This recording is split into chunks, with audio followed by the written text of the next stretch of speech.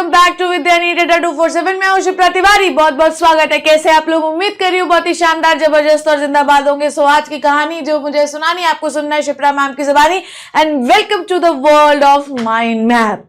सो कल के धुआंधार सेशन के बाद, जो कि 4 घंटे में हमने एक बहुत ही बड़ा चैप्टर क्लियर किया, और उस चैप्टर का नाम था ह्यूमन हेल्थ एंड डिजीज। और यकीन मानिएगा अब आप ना इस चैप्टर की जाकर एनसीईआरटी पढ़िए वर्ड टू वर्ड। वैसे तो मैंने बहुत सारा पार्ट एनसीईआरटी का सारा कुछ ही कवर किया है और हर एक लाइन कवर की है, हर एक कंसेप्ट है, हर एक डायग्राम है, हर एक एनसीईआरटी की चीज है। कल के चैप्टर में मैंने आप लोगों को टॉप टू द बॉटम सब कुछ कंप्लीट कराया है। और मैं अब ये गारंटी दे सकती हूं कि जब मैं संडे को इस चैप्टर का प्रैक्टिस सेशन लूंगी, जिसमें मैं आपको 100 से ज्यादा क्वेश्चन कराऊंगी, उसमें आपका एक शब्द भी गलत नहीं होगा। और प्यारे बच्चों, बिल्कुल भी भूल नहीं जाना है, साथ निभाना है। कल फिर से मिलने वाली है शिप्रा मैम का 2:30 बजे। Oh my God. और कल हम एक बहुत ही हाई वेटेज चैप्टर करने वाले हैं, और इस चैप्टर का नाम है बच्चों biotechnology. Biotechnology principle and processes. ठीक है, तो इस चैप्टर को हम कंप्लीट करने वाले हैं 2:30 बजे। 3-3.5 घंटे में चैप्टर कंप्लीट हो जाएगा। कृपया करके, काफी हाई वेटेज चैप्टर है, 3 से 4 सवाल आपको देकर जा सकता है, तो कृपया करके इस सेशन को लगाना बिल्कुल मत भूलिएगा, क्योंकि जिस प्रकार की एनर्जी आपको पहले सेशन में दिखी थी, यकीन मानिएगा कि शिप्रा मैम के द्वारा आपको वो एनर्जी, वो एंथुसियाज्म, वो लगन, वो जोश, वो जज्बा आपको आखिरी दिन तक, आखिरी सेशन तक मिलेगा। और ये गारंटी मैं आपको देती हूं। आपको मैंने पहले बताया था कि I was not so well, still मैंने इतनी एनर्जी लगाई। तो सोचिए कि जब मेरी तबीयत बिल्कुल शानदार अच्छी होगी तो मैं आप लोगों के लिए क्या कर सकती हूँ बच्चों। और मैं आपको बता रही हूँ, नीट 2025 में मैं आपको सिलेक्ट करा के रहूंगी।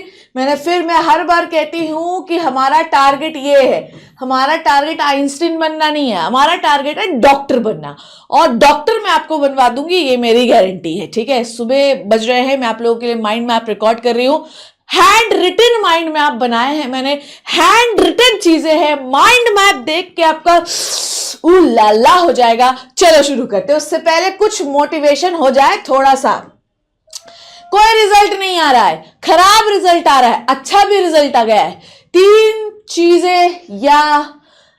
चीजें के होने से आपकी जीवन वैसे भी नहीं खत्म होता। पर अगर आपका रिजल्ट ठीक नहीं आ रहा है, खराब आ रहा है, बहुत ही अच्छा आ गया है, पर आपको एक चीज कभी नहीं छोड़नी है, वो है कीप वर्किंग। ठीक है, और इसी फिनोमिना में मैं आजकल चल रही हूं। अच्छा हो, बुरा हो, जैसा भी हो, काम करते रहिए, क्योंकि काम करने के बाद ही एक दिन आपको मिलेगी सक्सेस। ठीक है, so keep working in any situation. और अब तो शाम दाम दंड भेदम सब लगाने का समय आ चुका है बच्चों। सो बिना किसी देरी के शुरू करते हैं। आ जाइए, क्योंकि हमें 30 मिनट्स में कंप्लीट भी करना है। ये रहा आपका माइंड मैप। आई होप कि आपको विजिबल है। यस, इट इज विजिबल, है ना, विजिबल हो रहा है। ठीक है, इसको हम लोग, और क्योंकि जो आपका पेन टैब से लिखा, आईपैड से लिखा होता तो और साफ आता। ठीक है, अब और साफ आएगा अगली बार, और अच्छा दिखाई देगा। आप चाहे तो मैं इसको थोड़ा सा और बड़ा भी कर सकती हूँ, है ना, इसको अपन लोग थोड़ा सा बड़ा भी कर सकते हैं। ओके, इसको थोड़ा सा अपन लोग इस तरीके से बड़ा कर देते हैं ना। Now it is okay everybody, now it is okay, now it is visible और नॉट। चलो भाई, सो एवरीबडी, हमने शुरू किया था किससे? आपकी बॉडी में होते हैं फ्लूइड्स, ठीक है, जिन्हें हम कहते हैं ह्यूमर। इन फ्लूइड्स को बैलेंस होना बहुत ज्यादा जरूरी है। ठीक है, बैलेंस नहीं होगा तो आपको बीमारियां होंगी। ठीक है, गुड ह्यूमर हाइपोथेसिस, जिसको हिपोक्रेट और आपके इंडियन आयुर्वेदा सिस्टम ने दिया था, इनके हिसाब से आपकी बॉडी में अगर ब्लैक बाइल जैसी चीज कोई बढ़ जाती है तो आपकी बॉडी का टेम्परेचर बढ़ जाता है। पर थर्मामीटर की डिस्कवरी के बाद ये सब कुछ फॉल्स हो गया। फिर विलियम हार्वे ने डबल सर्कुलेशन डिस्कवर कर दिया। विलियम हार्वे के हिसाब से जो फ्लूइड सबसे इंपॉर्टेंट है वो है ब्लड।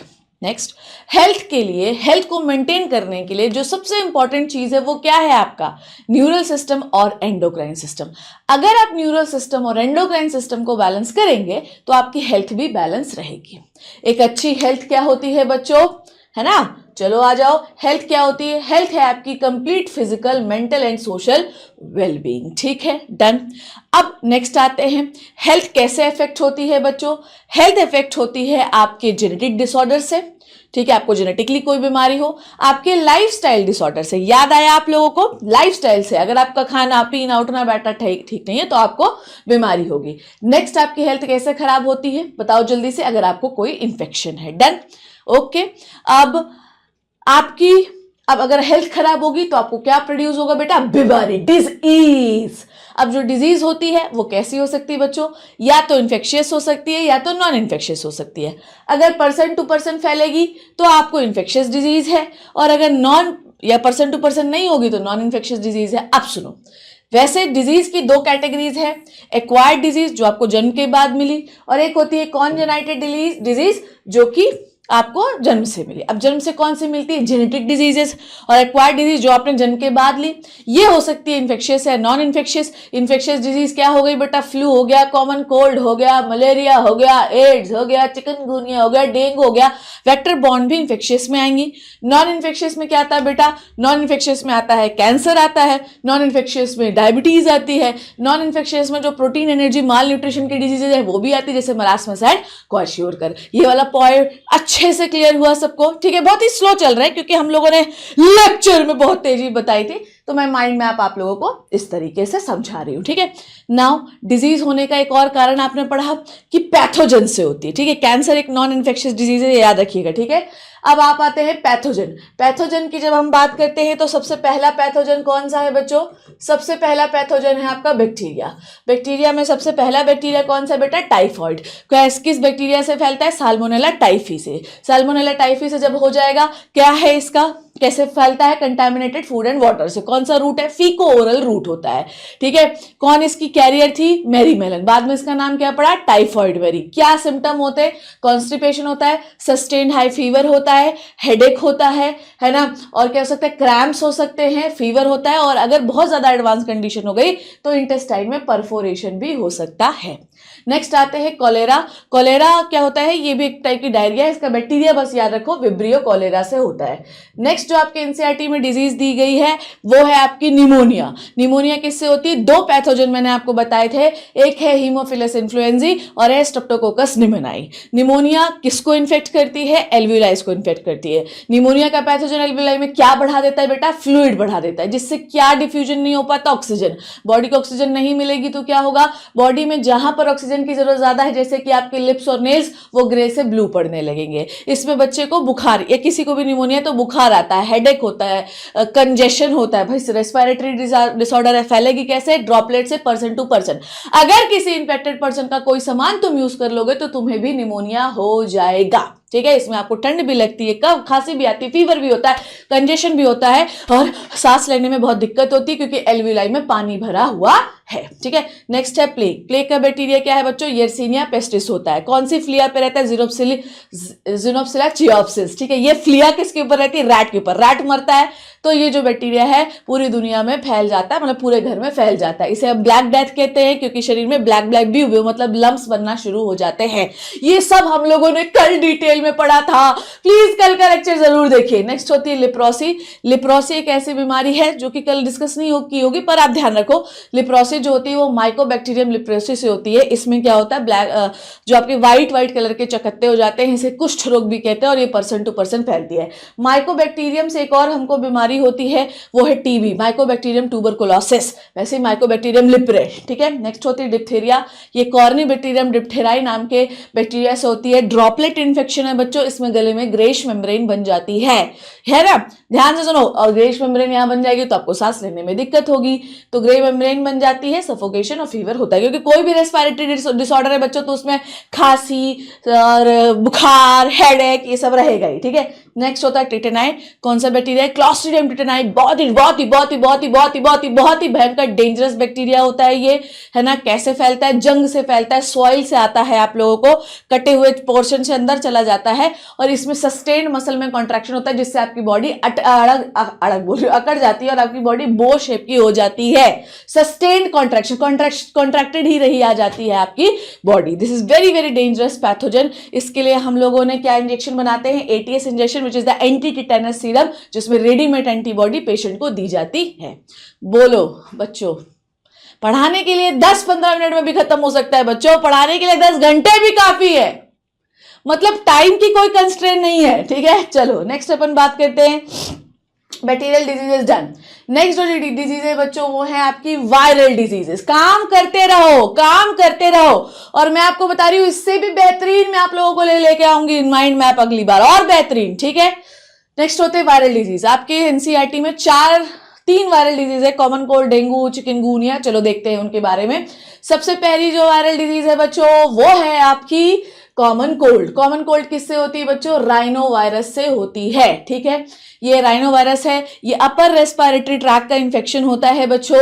ये इसमें आपका नोज से लेकर पूरा नेजोफेरिंक्स तक का एरिया इन्फेक्टेड रहता है। इसमें लंग्स इन्फेक्ट नहीं होते, 3 से 7 दिन में अपने आप ठीक हो जाता है। क्या होगा बेटा? कंजेशन होगा, इसमें आपकी आवाज भारी होगी, हॉर्सनेस होगा, टायर्डनेस होगा, वीकनेस लगेगी आपको। देखो वीकनेस, हेडेक, ये सब में रहता है। अगर आपको रेस्पिरेटरी ट्रैक का इंफेक्शन है, कफ होगा ही आपको, सोर थ्रोट मतलब गला भारी होगा, नेजल कंजेशन होगा, डिस्चार्ज होगा, हेडेक होगा, टायर्डनेस होगी, और 3 से 7 दिन में अपने आप ठीक हो जाएगा। नेक्स्ट जो बीमारी है वो है डेंगू। डेंगू का वायरस कौन सा होता है? आर्बो वायरस, क्योंकि ये एक एडीज एजिप्टाई नाम के मच्छर के द्वारा फैलाया जाता है। ये एक वेक्टर बॉर्न डिजीज होती है।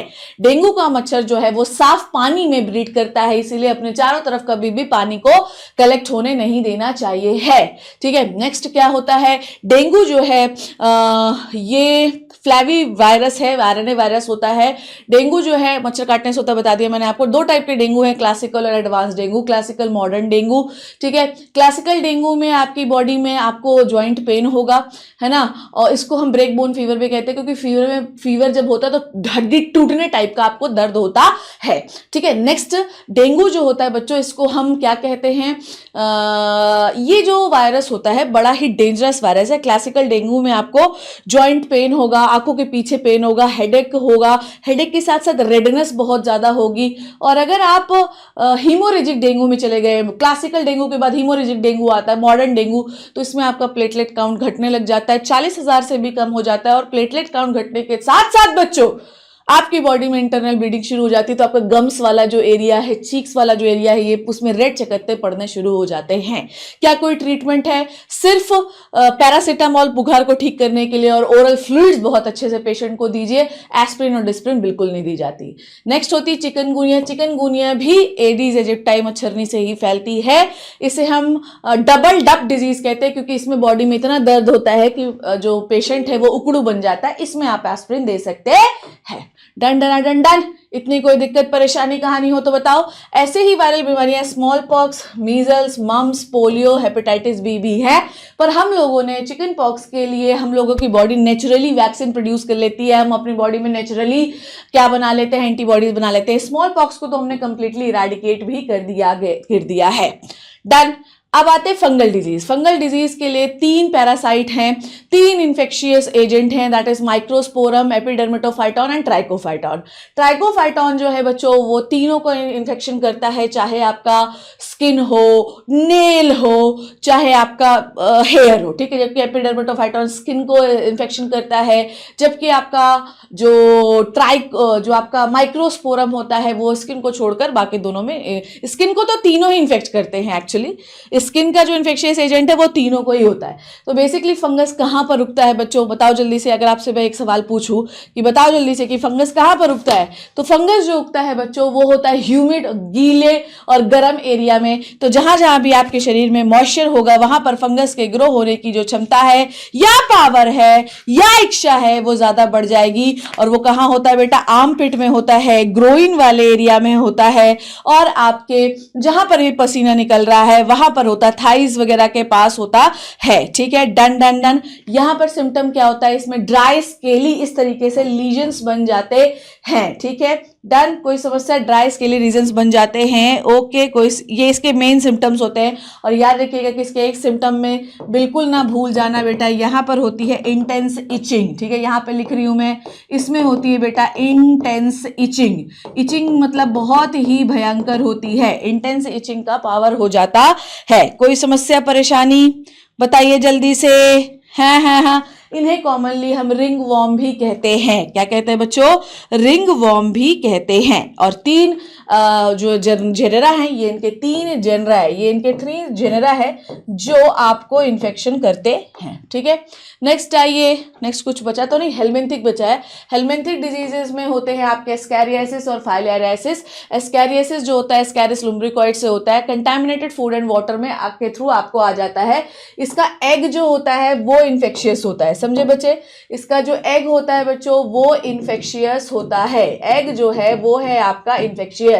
ये क्या करता है, आप लोगों के कंटामिनेटेड फूड एंड वाटर से आ जाएगा आपको और पेन करेगा, इंटेस्टाइन में क्रैम्प्स करेगा, और अगर बहुत ज्यादा हो गया तो आपको ब्लॉक कर देगा इंटेस्टिनल पैसेज को। ये आरबीसी को खाता रहता है, जिसकी वजह से आपको एनीमिया भी हो जाता है, आपका लॉस ऑफ एपेटाइट भी हो जाता है, क्योंकि आपको इसमें भूख नहीं लगती है। डन। अब आ जाइए फाइलेरियासिस। ये होता है वुचरेरिया बेनक्रॉफ्टी और वुचरेरिया मेलाई की वजह से, है ना। ये किसके थ्रू आता है? ये आता है एक मच्छरनी के थ्रू, और इस मच्छर का नाम होता है बच्चों क्यूलेक्स। अब ये मच्छर जो है कंटामिनेटेड वाटर से आपको काट लेकर आएगा इसके पैरासाइट को, है ना। ये दोनों ही क्या है बच्चों? They all are roundworms, ठीक है, और आपको काट देगा। ये जो वॉर्म होता है ये लोअर लिम्फेटिक वेसल में जमता जाता है, आपकी लिम्फेटिक वेसल सूज जाती है, ठीक है, और इतना बड़ा आपका जो पाँव होता है वो हाथी पाँव हो जाता है। क्या हो जाता है बेटा? हाथी पाँव हो जाता है, और आपके जेनाइटल एरिया को भी ये डिफॉर्म कर देती है। चल, अब आइए प्रोटोजोन डिजीज। प्रोटोजोन डिजीज में आपको 2 डिजीजेस पढ़नी, that is amoebiasis and malaria. Amoebiasis का जो पैथोजन है वो है एंटोमीबा हिस्टोलिटिका, जो कि कंटामिनेटेड फूड एंड वाटर से आपको आ जाता है मैकेनिकल कैरियर हाउस फ्लाई के थ्रू। मतलब पॉटी में आपके इसके सिस्ट होते हैं, पॉटी में आप जाती है फ्लाई, बैठ जाती है, पैर में चिपका लेती है, आपके खाने में बैठती है, और वही खाना जब आप खा लेते हो तो लार्ज इंटेस्टाइन का पैथोजन है। ये किसका पैथोजन है बेटा? लार्ज इंटेस्टाइन का पैथोजन है ये बात याद रखिएगा। किसका पैथोजन है? लार्ज इंटेस्टाइन का पैथोजन होता है।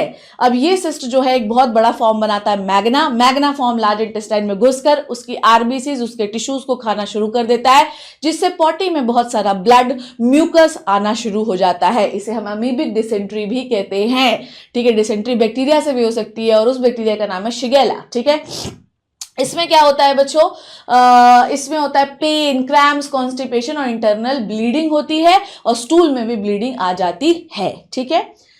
अब आ जाइए मलेरिया। मलेरिया जो है ये एक स्पोरोजोन डिजीज है, क्योंकि ये एक स्पोरोजोन से फैलती है, और उस स्पोरोजोन का नाम है प्लाज्मोडियम। प्लाज्मोडियम की टोटल 4 स्पीशीज है जो मलेरिया फैला सकती हैं, that is vivax, malariae, ovale and falciparum, ठीक है, जिसमें मोस्ट कॉमन वाइवैक्स है और डेंजरस फैल्सीफेरम होता है। अब ये जो मलेरिया है ये आपके शरीर में आता है आपके फीमेल एनाफ्लीज मच्छर के काटने से। फीमेल एनाफ्लीज मच्छरनी जब आपको काटती है तो स्पोरोजोइड जो कि उसका इन्फेक्टिव स्टेज है, स्पोरोजोइड जो कि उसका क्या है बच्चों? इन्फेक्टिव स्टेज है, वो आपके शरीर में आ जाता है, ठीक है। अब स्पोरोजोइड छुपते छुपाते लीवर सेल में पहुंचते हैं। लीवर सेल में होता है एसेक्सुअल रिप्रोडक्शन। लीवर सेल में इनका लोड बढ़ता जाता है, लीवर सेल फटती हैं, और ये पैरासाइट नई लीवर सेल को इन्फेक्ट करते हुए ब्लड में आ जाते हैं। ब्लड में आरबीसी को इन्फेक्ट करते हैं, हीमोग्लोबिन को खाते रहते हैं। फिर जब आरबीसी फटती है, ध्यान से सुनना, आपके पास ये ऑप्शन है कि आप YouTube में इसका स्पीड क्या कर सकते हो? स्लो कर सकते हो। माइंड मैप जल्दी होना चाहिए जो आपके दिमाग में सेट हो जाए। तुम तेज कर लो, धीरे कर लो, चैप्टर हमने पढ़ लिया है, ठीक है। अब ये जो पैरासाइट है ये आरबीसी में घुसता है, और आरबीसी में घुसने के बाद ये उसके हीमोग्लोबिन को खाता रहता है। जब हीमोग्लोबिन को खाता है, फिर जब आपकी आरबीसी फटती है तो उससे केमिकल बाहर आता है जिसे हम कहते हैं हीमोजोइन। हीमोजोइन एक प्रकार का केमिकल है, इस पर पीवाईक्यू भी बन चुका है, जिससे आपको फीवर और चिल आते हैं। साथ ही साथ कुछ आरबीसी में ये अपने सेक्सुअल स्टेजेस बनाते हैं, जिन्हें हम कहते हैं माइक्रोगेमिटोसाइट और मेगागेमिटोसाइट। माइक्रोगेमिटोसाइट एंड मेगागेमिटोसाइट। इन गैमीट नहीं है, गैमेटोसाइट। अब फिर मच्छर आता है और ह्यूमन बॉडी से इन गैमेटोसाइट स्टेज को चूस के ले जाता है। फिर मच्छर की गट पर क्या होता है बच्चों? मच्छर की गट पर होता है आपका नेक्स्ट स्टेज, जो कि सेक्सुअल स्टेज। गैमेटोसाइट गैमीट में कन्वर्ट होते हैं, फर्टिलाइजेशन होता है, जाइगोट बनता है, और फिर से नए स्पोरोजोइट आते हैं जो उसके पूरे बॉडी में भी फैल जाते हैं और सलाइवरी ग्लैंड में भी आ जाते हैं। फिर मच्छर आपको काटता है तो स्पोरोजोइट वापस से आपकी बॉडी में चले जाते हैं। Is this clear? बोलो जल्दी से, यहां तक की बात सबको क्लियर हुई या नहीं हुई? एक बार इसको भी देख लो। तो मच्छर ने क्या किया बच्चों, मच्छर ने स्पोरोजोइट इंजेक्ट किया, लीवर में आया, लीवर से आरबीसी में आया, फिर क्या बना, गैमेटोसाइट बना। इस ये देखो ये गैमेटोसाइट बने, गैमेटोसाइट को मच्छर ने चूस लिया, फिर से स्पोरोजोइट लीवर के अंदर आ गया। डन, समझे। तो साइकिल एक है चल रहा है, लीवर, लीवर से आरबीसी, गैमेटोसाइट, मच्छर, ठीक है। तो इन्फेक्टिव स्टेज फॉर ह्यूमन क्या है, स्पोरोजोइट है। ये डायजेनेटिक पैरासाइट है जिसमें जो प्राइमरी होस्ट है वो है आपका मच्छर, क्योंकि सेक्सुअल रिप्रोडक्शन हो रहा है लल्ला, और सेकेंडरी होस्ट जो है वो है ह्यूमन बीइंग, ठीक है। डन, डिजीज वाला पार्ट डन। अब आते हैं इम्यूनिटी। इम्यूनिटी डिजीजेस से लड़ने की जो क्षमता है आपके शरीर में उसे हम कहते हैं इम्यूनिटी। इम्यूनिटी दो टाइप की है, इन्नेट और एक्वायर्ड। इन्नेट इम्यूनिटी आपको कब मिलती है, बाय बर्थ मिलती है। ये कोई भेदभाव नहीं करती, हर इन्फेक्शन को उतनी ही तेजी से मारती है जितनी तेजी से सबको, मतलब उसके लिए क्या बड़ा क्या छोटा सब एक बराबर ही है, ठीक है। अब इसके अंदर आते हैं बच्चों हम लोग, ये हमको माँ के पेट से मिली होती है। बैरियर्स आते हैं, जैसे फिजिकल बैरियर के अंदर आता है आपकी म्यूकस मेम्ब्रेन और स्किन, मतलब जब पैथोजन आएगा तो सबसे पहले इसी से लड़ाई करते हुए अंदर घुसोगे, स्किन से ही ना घुसोगे तो ये रोकती नहीं आना है, ठीक है। दूसरा है आपकी बॉडी के सिक्रीशन, जैसे HCl, सलाइवा में लाइसोजाइम, टीयर में लाइसोजाइम। ये सिक्रीशन भी जो ऑर्गेनिज्म है उसको अंदर आने से रोकते हैं, मार डालते हैं उसको, ठीक है। अगर इससे भी बच गए तो अब आपसे टकराएगा सेलुलर बैरियर। आपकी बॉडी में आपके माँ के पेट से कुछ सेल्स मिलती हैं, जैसे न्यूट्रोफिल हो गई, जैसे कि आपके मोनोसाइट्स हो गए, जैसे कि आपकी नेचुरल किलर सेल्स हो गई। ये जो सेल्स होती हैं, अगर आप इन दोनों से बच के अंदर आ गए तो अब सेलुलर बैरियर आपको मारेगा। उससे भी बच गए तो एक केमिकल जो होता है, एक और बैरियर है जिसे हम कहते हैं साइटोकाइन बैरियर। अगर किसी सेल को कैंसर हो गया है तो वो सेल निकालती है बच्चों एक केमिकल जिसका नाम है इंटरफेरॉन। इंटरफेरॉन केमिकल जो होता है एक प्रकार का साइटोकाइन है, केमिकल मैसेंजर, जो दूसरी सेल्स को इन्फेक्शन होने से बचाता है। डन है बच्चों, is this clear? It is cytokine barrier is so damn important. Interferon कौन निकालता है? कैंसर इन्फेक्टेड या वायरल इन्फेक्टेड सेल्स, जो कि दूसरी सेल को प्रोटेक्ट करती हैं। नेक्स्ट होता है बच्चों क्या, दूसरी सेल को बोलती है कि भाई ये मेरे पास है, तुम बच जाओ इससे। वो जैसे ही इंटरफेरॉन के पास जाता है वो क्या बनाने लगती है? एंटीवायरल प्रोटीन, ठीक है। अब होता है एक्वायर्ड इम्यूनिटी, ये बहुत स्पेसिफिक होती है, ये बनती है जिसको मारना उसी के लिए, मतलब अपना रिस्पॉन्स जनरेट करेगी, सबके लिए नहीं। ऐसे तो रिस्पॉन्स जनरेट करने लगे तो आदमी मर ही जाएगा, पूरे दिन ही रिस्पॉन्स जनरेट होता रहेगा, है कि नहीं है, ठीक है। अब देखो नेक्स्ट, इसमें क्या होते हैं, दो टाइप के रिस्पॉन्स होते हैं। फर्स्ट रिस्पॉन्स जो होता है वो स्लो होता है। कौन सी एंटीबॉडी इसमें निकलती है, याद करो। सबसे पहले रिस्पॉन्स में कौन सी एंटीबॉडी? IgM। फिर कौन सी निकलती है? IgG। पर वही इंफेक्शन जब दोबारा घुसता है तो भाई भयंकर तरीके से पहले IgG निकलती है, फिर IgM निकलती है। सेकेंडरी इम्यून रिस्पॉन्स जो है वो क्यों हुआ? क्योंकि हमारे पास एक मेमोरी सेल बन जाती है। याद है तुम्हें, पहली बार इन्फेक्शन आता है, इन्फेक्शन को कौन पहचाता है? B cell. बी सेल दो सेल में डिवाइड होती, प्लाज्मा और मेमोरी। प्लाज्मा सेल क्या बनाती है? एंटीबॉडीज, और एंटीबॉडी उस इन्फेक्शन को जाकर वहां पर न्यूट्रलाइज कर देते हैं, खत्म कर देते हैं। अब मेमोरी सेल बैठी रहती है। अगर दोबारा वही इन्फेक्शन आया तो ये मेमोरी सेल धन धन धन धन डिवाइड करके प्लाज्मा बनाती, प्लाज्मा सेल बनाती है, और धन धन धन धन करके प्लाज्मा सेल क्या बनाती है? एंटीबॉडी। तो मेमोरी की वजह से चीजें बहुत फास्ट हो जाती हैं। मेमोरी बची हुई है, मेमोरी लॉस नहीं हुई। मेमोरी लॉस को कहते हैं एमनेजिया, मेमोरी लॉस नहीं हो गई, इसीलिए इस रिस्पॉन्स को हम कहते हैं एनएमनिस्टिक रिस्पॉन्स। क्या कहते हैं बच्चों? एनएमनिस्टिक रिस्पॉन्स। ये बहुत ही फास्ट और हाईली इंटेंसिफाइड होता है, ठीक है। ये दिख रहा है आप लोगों को? अगली बार थोड़ा डार्क पेन से लिखवाऊंगी राजा, ये दिख तो रहा है यार, साफ साफ है, थोड़ा और डार्क पेन से लिखवाती हूँ, ठीक है। चलो नेक्स्ट होती है बच्चों डन। अब देखो यहां पर आपको कुछ चीजें याद करनी है, जैसे कि यहां पर आपको याद रखना है एंटीबॉडी का स्ट्रक्चर, ठीक है प्यारे बच्चों। एंटीबॉडी का स्ट्रक्चर बिल्कुल भी नहीं भूलेंगे, एंटीबॉडी का स्ट्रक्चर नहीं भूलेंगे। एंटीबॉडी वाई शेप की होती है, उसमें दो लाइट चेन, दो हैवी चेन होते हैं, उसमें कुछ कांस्टेंट रीजन होता है, वेरिएबल रीजन होता है।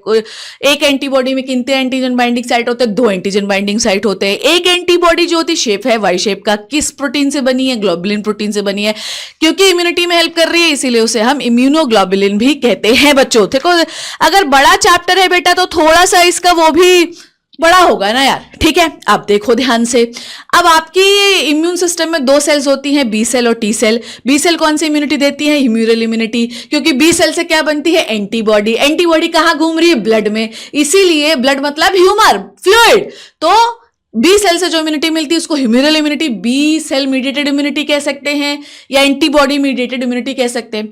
दूसरी सेल है टी लिम्फोसाइट। टी लिम्फोसाइट क्या बनाती है? टी सेल, ठीक है। अब टी सेल कितने प्रकार की बताई मैंने आपको? T cytotoxic cell, T suppressor cell, T memory cell, और आपकी और कहते हैं टी हेल्पर सेल। अब ये जो टी हेल्पर सेल है ना, ये एंटीबॉडी बनाने में भी मदद करती है। और टी साइटोटॉक्सिक सेल क्या करती है, उस इन्फेक्शियस सेल को ही मार देती है जो आपके घुसे होते हैं, कहां पर, जो घुसे होते हैं आपके सेल के अंदर, ठीक है, सेल को ही डायरेक्ट मार डालती है, डायरेक्ट किलिंग करती है। तो आपके इम्यूनिटी में कौन सी सेल हो गई, दो, B cell, T cell. B cells immunity antibody mediated, T cells immunity cell mediated immunity. Organ transplant में कौन सी इम्यूनिटी काम आती है या हेल्प करती है, सेल मीडिएटेड इम्यूनिटी। इसीलिए ट्रांसप्लांट के पहले कौन सी ड्रग देनी चाहिए, साइक्लोस्पोरिन ए, जो कि इम्यून सप्रेसिव ड्रग है, नहीं तो जैसे ही ट्रांसप्लांट दोगे ये ऑर्गन रिजेक्ट कर देगी, बहुत भयंकर होती है। डन डन डन डन बच्चों। अब देखो, अब हम पेशेंट को क्या दे रहे हैं उसके आधार पे दो इम्यूनिटी होती है, एक्टिव और पैसिव। एक्टिव इम्यूनिटी मतलब आपकी बॉडी इन्वॉल्व होती है। इसमें दो टाइप होते हैं बेटा, एक होता है नेचुरल, दूसरा होता है आर्टिफिशियल। इसमें भी दो होते हैं, नेचुरल और आर्टिफिशियल। एक्टिव इम्यूनिटी में नेचुरल का एग्जाम्पल क्या है, जब आपको कोई इन्फेक्शन घुस जाए तो बॉडी रिस्पॉन्स करती है, नेचुरल। आर्टिफिशियल, जब आप दे रहे हो एंटीजन और फिर बॉडी बाहर से दे रहे हो, मतलब वैक्सीन दे रहे हो और एंटीबॉडी जनरेट हो रही है। पैसिव में नेचुरल का एग्जांपल मां के प्लेसेंटा से और कोलोस्ट्रम मिल्क से। कोलोस्ट्रम से कौन सी एंटीबॉडी, आईजीए, और प्लेसेंटा से आईजीजी। और आर्टिफिशियल का एग्जांपल बताओ, आर्टिफिशियल का एग्जांपल बताओ, ये जो anti tetanus serum, anti diphtheria serum, snake venom, इसमें रेडीमेड एंटीबॉडी पेशेंट को पिला दी जाती है। Done done done done. Next होता है वैक्सीनेशन। वैक्सीनेशन में हम क्या करते हैं, लाइव दे देते हैं पैथोजन या एटेन्यूएटेड वीक पैथोजन दे देते हैं और फिर बॉडी उसके खिलाफ क्या जनरेट करती है, रिस्पॉन्स जनरेट करती है। प्राइमरी रिस्पॉन्स में कुछ सिम्टम दिखेंगे पर सेकेंडरी रिस्पॉन्स में होता है, तब किसकी वजह से हो रहा है, मेमोरी। तो वैक्सीनेशन का principle based on the memory. 3 generation vaccine होती है, फर्स्ट, सेकंड, थर्ड। फर्स्ट में क्या देते हो, डायरेक्ट पैथोजन डाल देते हो। सेकंड में क्या देते हो, पैथोजन का कोई पार्ट देते हो। और थर्ड में डीएनए देते हो, जो कि अंडर ट्रायल है, ठीक है। नेक्स्ट होती है ऑटो इम्यूनिटी। कभी कभी बॉडी अपने ही बॉडी पार्ट्स को क्या समझने लगती है, फॉरेन समझने लगती है। रीजन नहीं पता, जेनेटिक रीजन भी हो सकता है और अननोन रीजन है वैसे, ठीक है। जैसे कि रूमेटॉइड आर्थराइटिस, जिसमें आप साइनोवियल फ्लूइड के खिलाफ एंटीबॉडीज बना देते हैं, ठीक है। सोरियोसिस, विटिलिगो, ये स्किन की, मैंने बताया था कल भी आपको कि ऑटो इम्यून डिजीजेज है, ठीक है। ग्रेव्स डिजीज, माइस्थीनिया ग्रेविस, इसमें हम न्यूरोट्रांसमीटर के खिलाफ एंटीबॉडीज बना देते हैं। ऐसे ही एंटीबॉडीज डिपेंडेंट डायबिटीज मेलाइटिस, इसमें हम इंसुलिन के खिलाफ, बीटा सेल्स के खिलाफ एंटीबॉडीज बना देते हैं। तो कुल मिला के अगर आप बॉडी के किसी पार्ट के खिलाफ एंटीबॉडीज बना रहे हैं बच्चों, तो आपको उसके सिम्टम्स देखने के लिए मिलेंगे। डन। चलिए, ये लिम्फोसाइट वाला पार्ट तो हो ही गया। तो लिम्फोसाइट टी सेल से हमको कौन सी मिलती है, cell mediated immunity, responsible for the graft rejection. B cell से हमको मिलती है ह्यूमरल इम्यूनिटी, ह्यूमरल क्योंकि एंटीबॉडी ब्लड में है इसीलिए हम इसको ह्यूमरल इम्यूनिटी कहते हैं। अब आपकी बॉडी में इम्यून सिस्टम में होते हैं lymphoid organ, primary lymphoid organ जो कि है बोन मैरो और थाइमस। बोन मैरो में बनती हैं बी सेल और मैच्योर भी होती हैं। इवन बोन मैरो में टी सेल भी बनती है, पर सिर्फ बनती है, मैच्योर होने के लिए वो थाइमस में जाती है। थाइमस जो होती है वो ब्रेस्ट बोन के नीचे, मतलब स्टर्नम के नीचे होती है, ठीक है। नेक्स्ट होता है सेकेंडरी लिम्फॉइड ऑर्गन। जब यहां पर हम ये बना देते हैं, लिम्फोसाइट्स बना देते हैं, बी और टी लिम्फोसाइट्स बना देते हैं, तो हम अटैक करवाने के लिए ले जाते हैं सेकेंडरी लिम्फॉइड ऑर्गन में, जो कि पूरी बॉडी में फैले होते हैं, जैसे कि spleen, lymph nodes, tonsils, pair patches, appendix, ठीक है। यहां पर जो लिम्फोसाइट्स होते हैं वो अटैक करते हैं। टोटल आपकी बॉडी में mucosal associated lymphoid tissue PYQ है, 50% होते हैं जो अलग अलग म्यूकोजा में पाए जाते हैं। गैस्ट्रोइंटेस्टिनल ट्रैक्ट की म्यूकोजा में, आपके यूरोजेनाइटल ट्रैक्ट की म्यूकोजा में और आपके रेस्पिरेटरी ट्रैक्ट की म्यूकोजा में। अब तुम्हारे मन में ये सवाल आ रहा होगा कि मैम आप बहुत फास्ट बोल रही है, बहुत फास्ट बोल रही, बहुत फास्ट बोल रही। बेटा मुझे तो आधे घंटे में चैप्टर खत्म करना था, कैसे होगा तुम बताओ, है कि नहीं है, ठीक है। डन है इतनी बात, आ जाओ। अब आते हैं एक और वायरल डिजीज जिसका नाम है एड्स, एक्वायर्ड इम्यूनोडेफिशिएंसी सिंड्रोम। ये फैलती है ह्यूमन इम्यूनोडेफिशिएंसी वायरस से, ठीक है। इसे हम रेट्रोवायरस कहते हैं। रेट्रोवायरस क्यों कहते हैं, क्योंकि इस वायरस के पास एक एंजाइम है जिसे हम कहते हैं रिवर्स ट्रांसक्रिप्टेज, जो आरएनए को डीएनए बना सकता है। जब ये इन्फेक्शन आपकी बॉडी में घुसता है तो आरएनए अंदर आता है, दोनों आरएनए। ये एक्चुअली एक सेल के अंदर, या हम ये कहें कि वायरस के अंदर 2 आरएनए स्ट्रैंड है जिनके ऊपर रिवर्स ट्रांसक्रिप्टेज नाम का एंजाइम लगा हुआ है। ये देखो, दोनों स्ट्रैंड आरएनए के आते हैं, फिर ये डीएनए बनते हैं, फिर डीएनए तुम्हारे डीएनए के अंदर घुस जाता है। ये जो सेल को अटैक करते हैं उस सेल का नाम होता है मैक्रोफेज। मैक्रोफेज को हम कहते हैं एचआईवी फैक्ट्री। मैक्रोफेज बड़ी मजबूत सेल होती है, एचआईवी को सहती रहती है। जब एचआईवी का लोड एक्सेसिव हो जाता है ना बच्चों, तो ये बम से फट जाती है। फिर ये किसको इन्फेक्ट करने जाती है, टी हेल्पर सेल को। टी हेल्पर सेल्स को भी मारना शुरू करती है। और आपको अभी थोड़ी देर पहले मैंने बताया था कि जो टी हेल्पर सेल होती हैं ये एंटी बी सेल्स तो बनवाती ही है ना, जिससे एंटीबॉडी बनेगा। साथ में टी हेल्पर सेल्स जो होती हैं, टी साइटोटॉक्सिक सेल्स तो बनवाती हैं जो डायरेक्ट मारेगी इन्फेक्शियस सेल को। साथ में ये प्लाज्मा सेल बनवाने में भी मदद करती है। मतलब बेसिकली टी हेल्पर सेल दोनों इम्यूनिटी में मदद करती है, एंटीबॉडी वाली में भी और टी साइटोटॉक्सिक सेल वाली में भी। तो अगर वो मरी तो आपकी पूरी ही एक्वायर्ड इम्यूनिटी की बैंड बजेगी, इसलिए आपको बहुत सारे इन्फेक्शन होंगे। डन है बच्चों। फर्स्ट रिपोर्टेड केस 1981 में मिला। आपको एचआईवी से एड्स होने में 5 से 10 साल लग जाते हैं, ठीक है। और एचआईवी मतलब इन्फेक्शन घुसा और एड्स में सिम्टम हुआ। डन। अब देखो यहाँ पे, जैसे ये आप आरएनए से डीएनए बना लिया, डीएनए आपके अंदर घुस गया, आपका डीएनए डिवाइड होगा, इसका भी बनेगा, फिर ये डीएनए निकालेगा, फिर डीएनए से आरएनए तो बनाना आसान है, बना लेगा।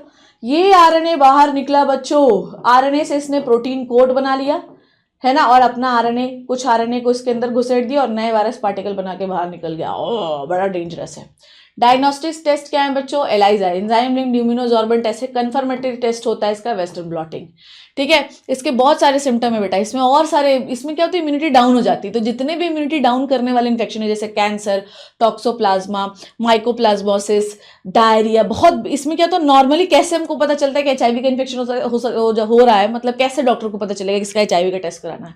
इसमें ना बहुत डायरिया होता है, बार बार आपको बुखार आता है बच्चों, बड़ा डेंजरस है, ठीक है। Fever, diarrhoea, weight loss, group of symptoms बताया मैंने, माइकोप्लाज्मोसिस और आपका टॉक्सोप्लाज्मोसिस, कैंसर, ठीक है, बड़ा टीबी। और ये एक एनवेलप्ड वायरस होता है, इसमें प्रोटीन का एनवेलप पाया जाता है, ठीक है। डन। अब आ जाओ कैंसर, ठीक है। ये देखो एंटीबॉडी का डायग्राम इस लड़की ने यहाँ बना दिया है, प्लीज मेक श्योर कि ध्यान देना, ठीक है। H2L2, 2 हैवी चेन और 2 लाइट चेन, ये वाला वेरिएबल रीजन होता है, क्योंकि जो एंटीबॉडीज होती है बच्चों, देखो ये जो है ना, ये मेरे पूरे हैंड रिटन नोट्स हैं बच्चों, ये पूरे हैंड रिटन नोट्स हैं, इसमें ना कुछ पर हो गया, डिटेल्ड पूरी है, आप इसको पढ़ोगे तो बेहतरीन तरीके से समझ में भी आएगा। डन। तो ये 2 हैवी चेन होते हैं बच्चों, 2 लाइट चेन होते हैं, ये इसका वेरिएबल रीजन होता है, मतलब किसी भी एंटीबॉडी में ये चीज चेंज होगी, बाकी सब कुछ सेम होता है, ठीक है। अब आ जाओ कैंसर।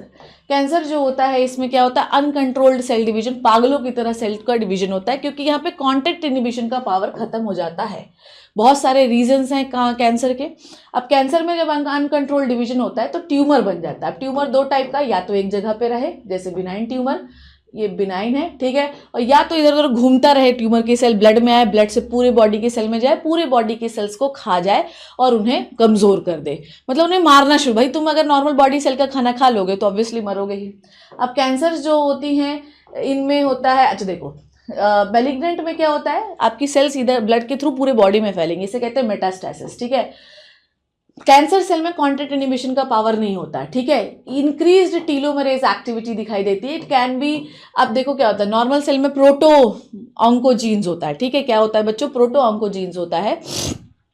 अब जब हम इसको म्यूटेट कर देते हैं, क्या कर देते हैं, म्यूटेट कर देते हैं, है ना, इसमें ऑन्कोजेनिक नेचर, ठीक है।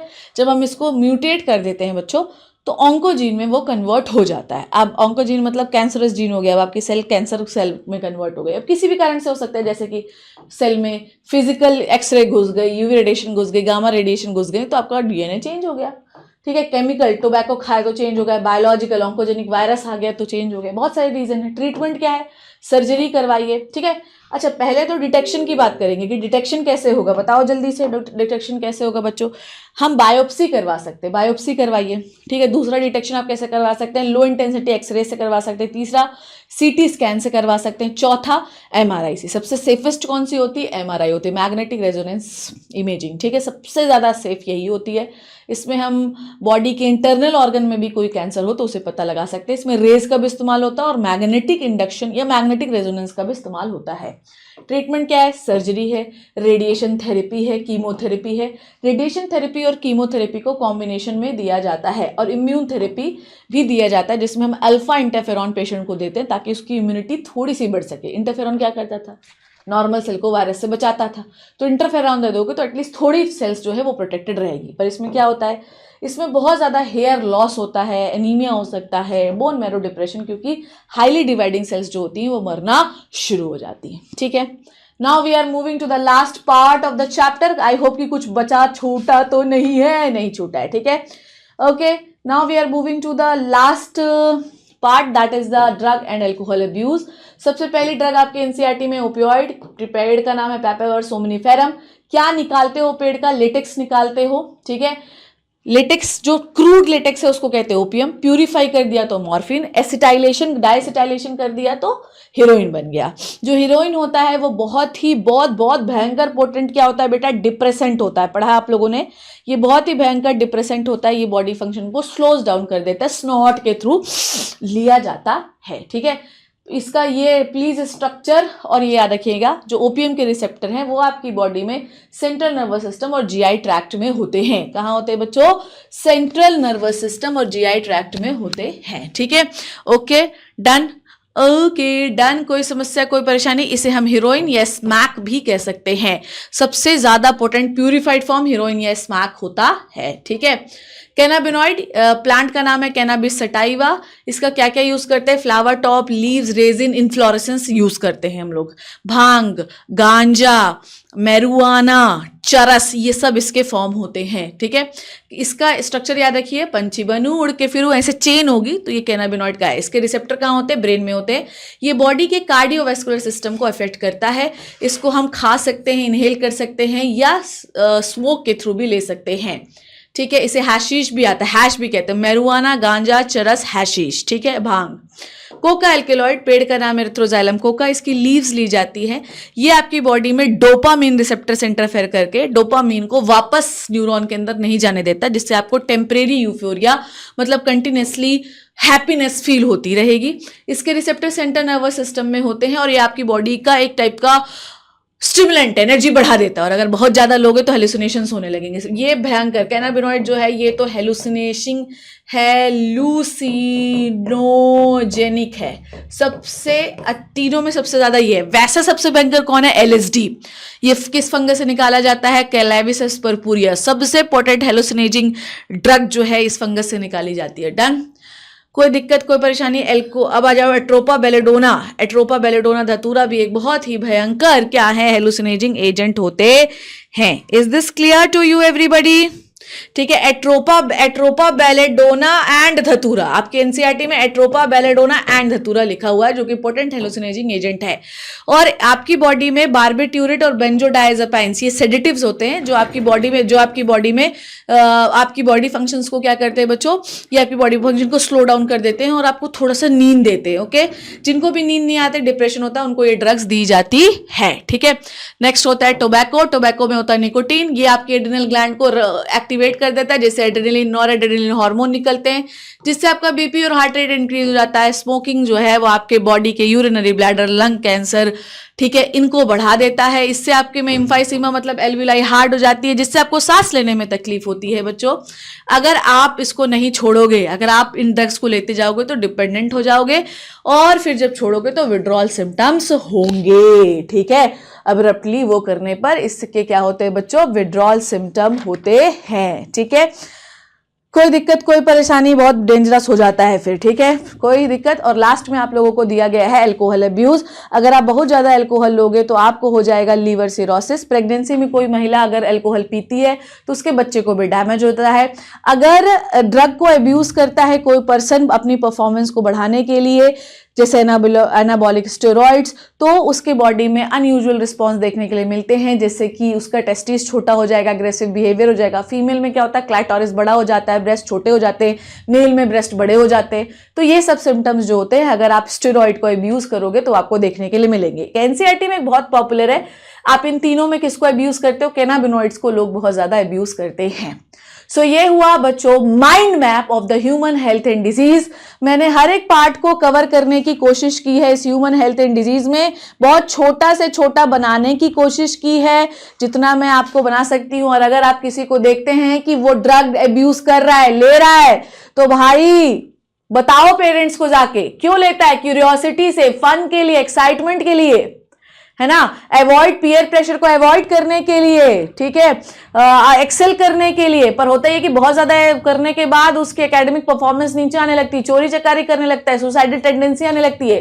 तो बताओ, उनके पेरेंट्स को बताओ, उनको काउंसलिंग की जरूरत है, एजुकेशन की जरूरत है, पेरेंट्स की हेल्प की जरूरत है। अगर आपको डेंजर साइन दिखता है, जाके पेरेंट्स को बताइए, ठीक है, so this is all about the human health and disease का mind map. I hope you learn and enjoy the video. Thank you so much बच्चों, take care and bye bye. पर याद रखना कल 2:30 हम सॉल्व करेंगे बायोटेक्नोलॉजी एंड प्रिंसिपल्स का पूरा 1 shot lecture. Thank you so much, take care and bye bye.